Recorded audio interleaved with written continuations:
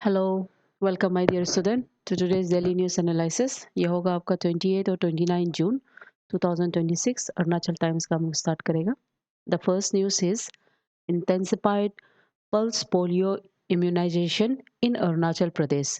ये आपका संडे यानी कि गया वाला जो कल दिन है, वहाँ पे 28 जून को everywhere India folio free with 2 drops of life saving ये मिशन सब जगह में स्टैब्लिश मतलब स्टार्ट किया गया था। ठीक है, तो हर एक प्राइमरी हेल्थ सेंटर में पर्टिकुलर इंस्टीट्यूट रखा गया है, खोला गया है एंड वहाँ होल डे जितना भी छोटा बच्चा है from the age of 0 to till 5 years they were given 2 drops of polio drops. ठीक है, जिसको हम ओबीपी ड्रॉप्स बोलता है। ठीक है, ओरल पोलियो वैक्सीनेशन ड्रॉप्स।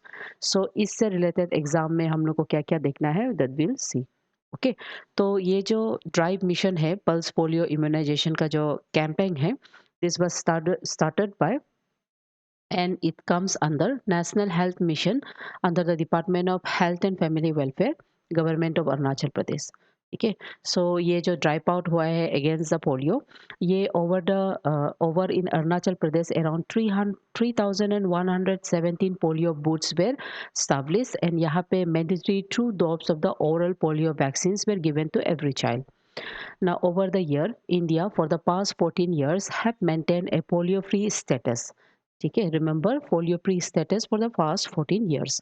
सो वही चीज़ को इंडिया इंटेंसिफाई कर रहा है और यही मार्क को वो रखने के लिए पोलियो ड्रॉप्स का इम्यूनाइजेशन प्रोसेस कल संडे को 28 जून को एवरीवेयर देखने को मिला है। ठीक है, तो let's understand what is this polio.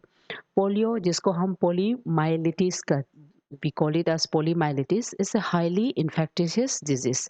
ये एक वायरल डिजीज है जो आपका नर्वस सिस्टम को अटैक करता है और इसके वजह से आपके अंदर में इरिवर्सिबल पैरालिसिस हो सकता है एंड समटाइम्स किसी में जब ब्रीथिंग मसल्स का इमोबिलाइजेशन होने के वजह से सम ऑफ देम दे डाई। और वंस ये जो वायरस है वो आपको अटैक करता है तो इसका कोई क्योर नहीं होता है, लेकिन वैक्सीनेशन एक ऐसा प्रोसेस है जहाँ में एक डेफिनिट वे में इंडिविजुअल को इससे प्रोटेक्शन दिया जा सकता है। ओके, तो सबसे ज़्यादा इफेक्ट ये जो पोलियो होता है वो 5 साल का बच्चा जो होता है उसके अंदर को दिया जाता है, मतलब वो सबसे ज़्यादा प्रोन होता है।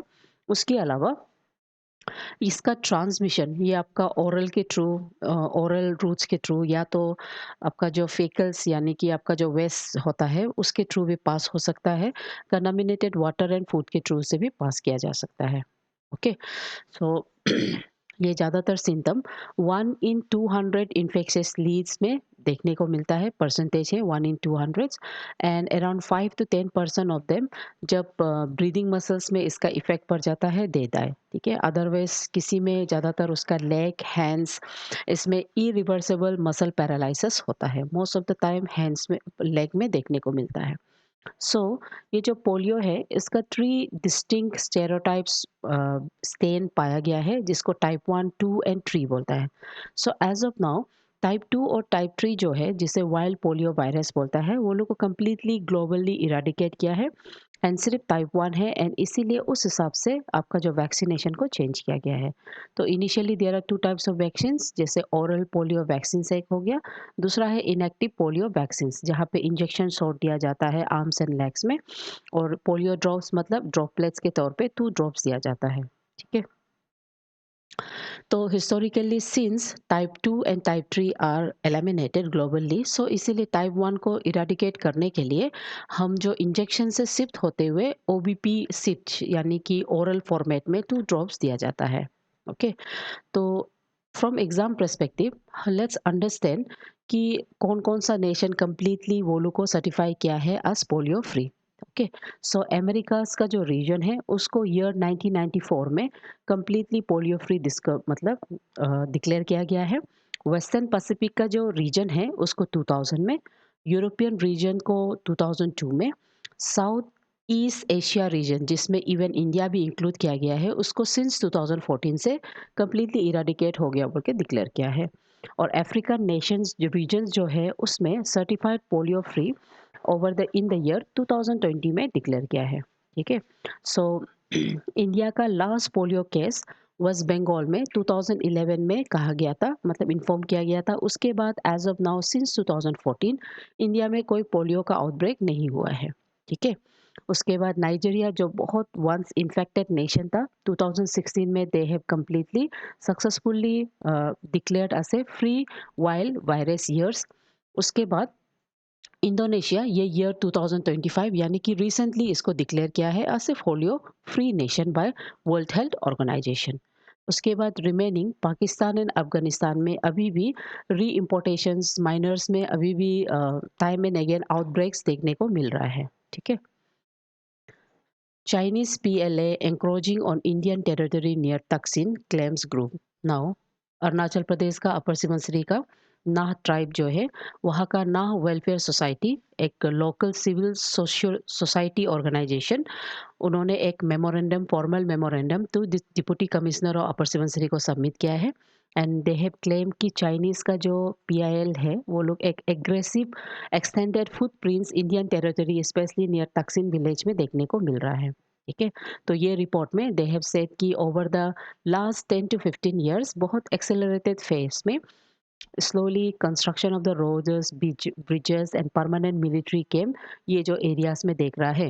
एंड स्पेसिफिकली आपका ओइंग ये पनियर एंड मारपांग एंड पोर्तंग पोर्तंग लेक एंड टिंग डिंग थंग एल एरियाज, ये सब एरियाज का नाम है। यहाँ पे बहुत सा activities construction of roads like buildings ये सब आपका जो चाइनीज़ इंटरवेंशन को देखने को मिल रहा है। ठीक है।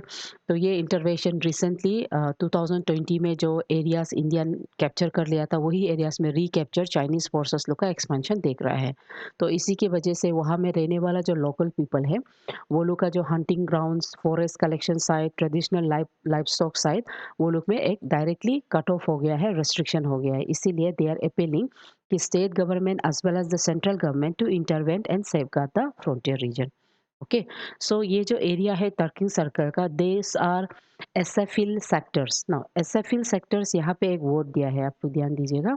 एसएफिल सेक्टर्स, एसएफिल सेक्टर्स मतलब ऐसे सेक्टर जो बहुत densely guarded by forest river system ऐसे माना जाता है। तो तक्सिंग ऐसे एरिया है। तो ऐसे में वो बहुत ही important strategic high altitude border zone के अंदर में आ जाता है और इसीलिए इट्स नेसेसरी कि इसमें एक प्रोटेक्शन दे। दूसरा, चाइना एक सलामी स्लाइसिंग स्ट्रेटजी, ये भी आपका मेंस में काम आएगा।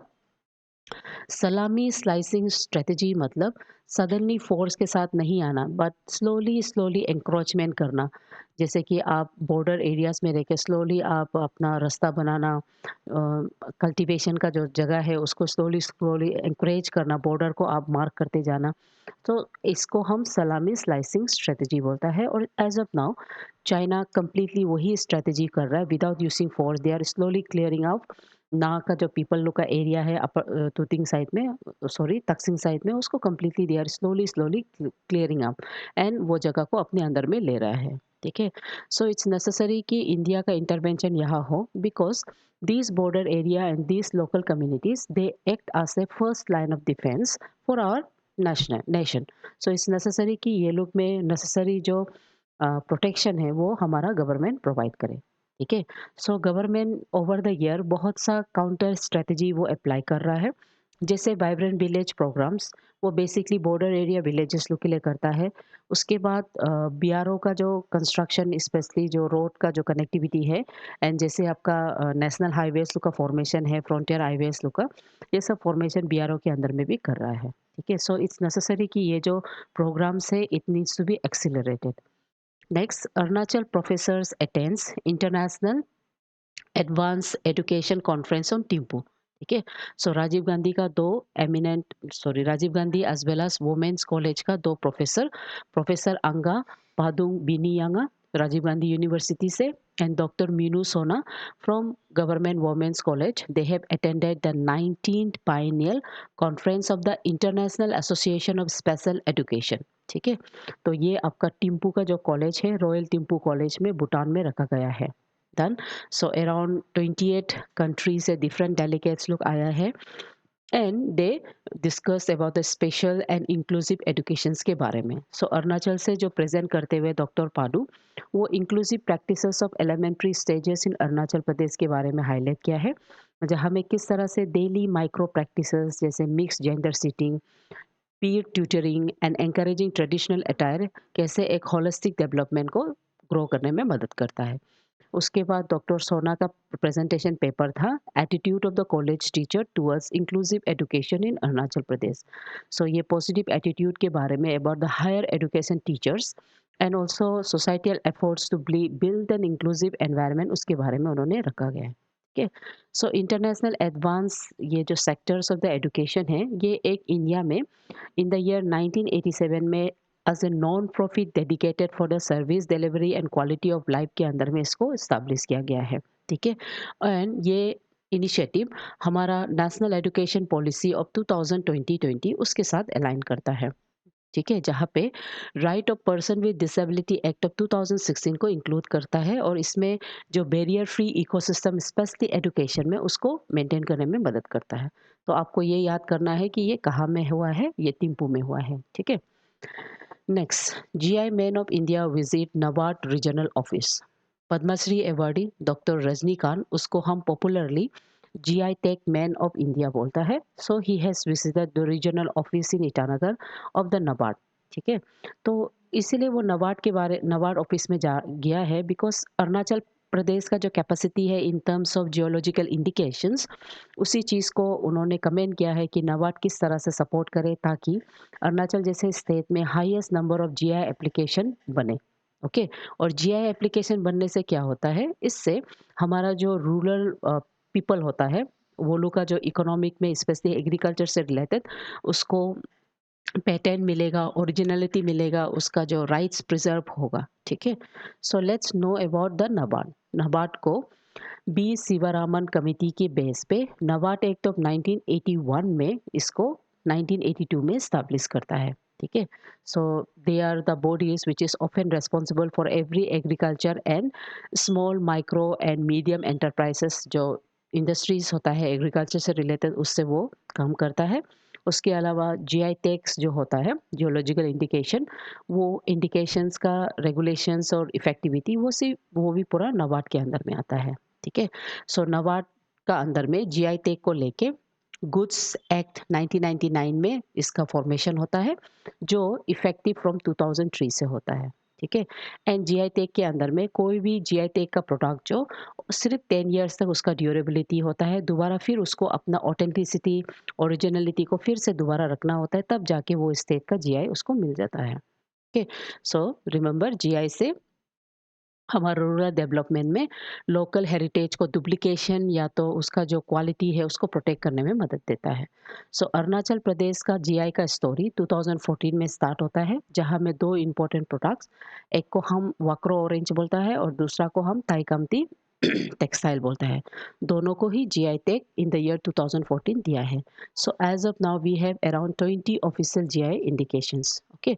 तो यहाँ पे जितना भी जीआई का लिस्ट है वो सब दे के रखा है, एग्रीकल्चर फूड प्रोडक्ट्स में, ट्रेडिशनल टेक्सटाइल्स में कौन कौन है। ठीक है। उसके बाद हमारा इंडिजिनियस बेवरेजेस में कौन कौन है, ये सब भी पूरा दिया है। डन।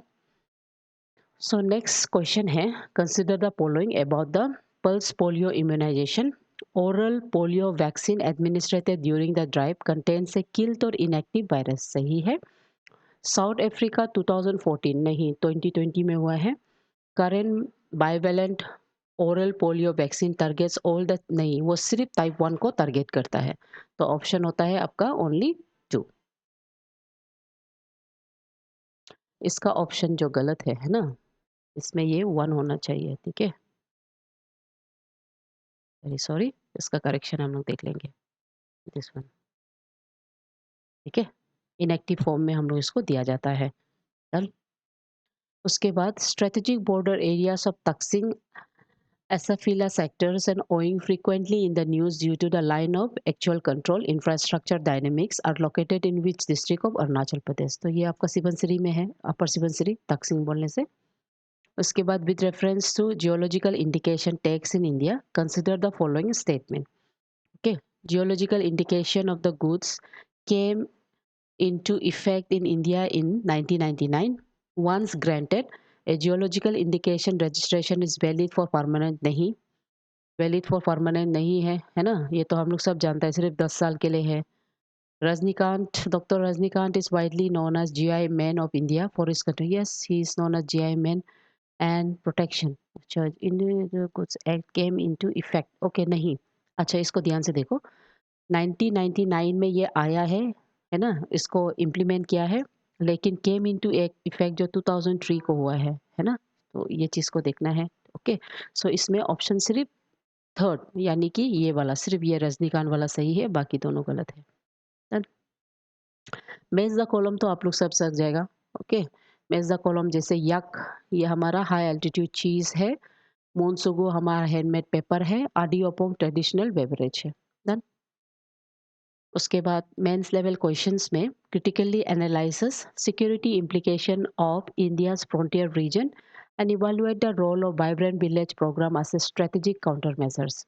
ये लिखो बोल सकता है, क्योंकि vibrant programme as of now हर जगह में इंडिया बहुत कोशिश कर रहा है, specially border areas of Arunachal Pradesh and other states में इम्प्लीमेंट करना।